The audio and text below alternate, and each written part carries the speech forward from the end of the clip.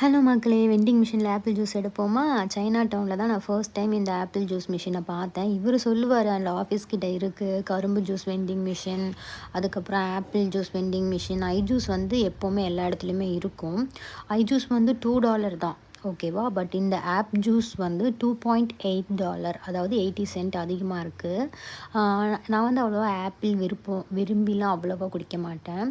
So யோசித்தேன். அதுக்கப்புறம் சரி ஓகே ட்ரை பண்ணி பார்ப்போம் அப்படின்னு சொல்லிட்டு டேஸ்ட் வந்து அமேசிங்காக இருந்துச்சு. எனக்கு ரொம்ப பிடிச்சிருந்துச்சு. கார்ட் டேப் பண்ணி நம்ம பண்ணோம். இதில் என்ன ஒரு டிஸ்அட்வான்டேஜ்னு பார்த்தீங்கன்னா, காயின்ஸ் போட்டு நம்ம ஜூஸ் எடுக்க முடியாது. ஏன்னா இது 2.80 சென்ட் போட்டிருக்குல்ல.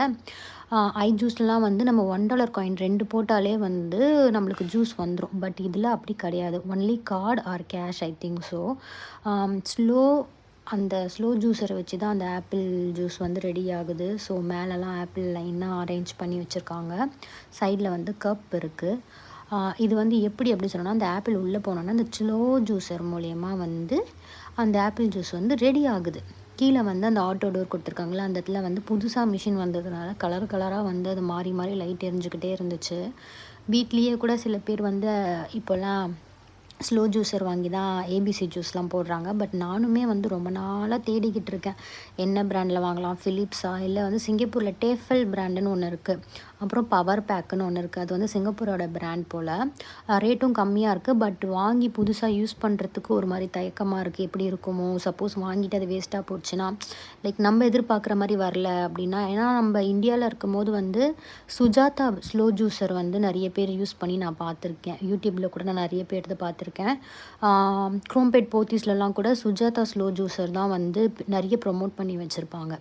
பட் இங்கே வந்து நான் ஃபஸ்ட்டு ஏபிசி ஜூஸ் போடும்போது யோசித்தேன். அதுக்கப்புறம் என்ன பண்ணிட்டேன் அப்படின்னா, வீட்லேயே ஏபிசி ஜூஸ் நார்மல் மிக்சியில், பட்டர்ஃப்ளை மிக்சியில் போட்டுட்டு நல்லா அதை வடிகட்டிட்டு அந்த சக்கை இருக்குல்ல, அதை வந்து தோசை பேட்டரில் கலந்து ஏபிசி தோசையாக ஊற்றி சாப்பிட்ருவேன். பட் இவர் சாப்பிட மாட்டார். இவருக்கு அது பிடிக்காது, பிங்க் தோசை அப்படின்றதுனால.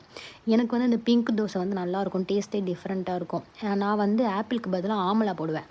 ஆமலா, பீட்ரூட், கேரட் போட்டு செய்வேன். ஸோ இந்த வெண்டிங் மிஷின் கதைக்கு வரலாம். இது வந்து எனக்கு ரொம்பவே ஆச்சரியமாக இருந்துச்சு. ஏன்னா நான் தான் ஃபர்ஸ்ட் டைம் பார்க்குறேன்னா, எனக்கு இதை வந்து டேஸ்ட் பண்ணுன்றதுக்காக இதை வாங்கினேன். நெக்ஸ்ட்டு வந்து பார்த்திங்கன்னா, சுகர் கேன் ஜூஸையும் நான் பார்த்துட்டேன். அதாவது சுகர் கேன் மிஷினையும் நான் பார்த்துட்டேன். அதுவும் இவரோட ஆஃபீஸ் கிட்ட இருக்க ஃபேர் ப்ரைஸில் இருக்குது. பட் நான் ஃபோட்டோ தான் எடுத்தேன், ஜூஸ் அவ்வளோ வாங்கலை. நெக்ஸ்ட் டைம் வந்து அவரோட ஆஃபீஸ் கிட்ட அந்த மால் போனேன்னா, அந்த சுகர் கேன் வெண்டிங் மிஷினில் போயிட்டு சுகர் கேன் ஜூஸ் எடுப்போம். நெக்ஸ்ட் வீடியோவில் பார்ப்போம். பாய். சப்ஸ்கிரைப் பண்ணாமல் வந்து சப்ஸ்கிரைப் பண்ணி சப்போர்ட் பண்ணுங்கள்.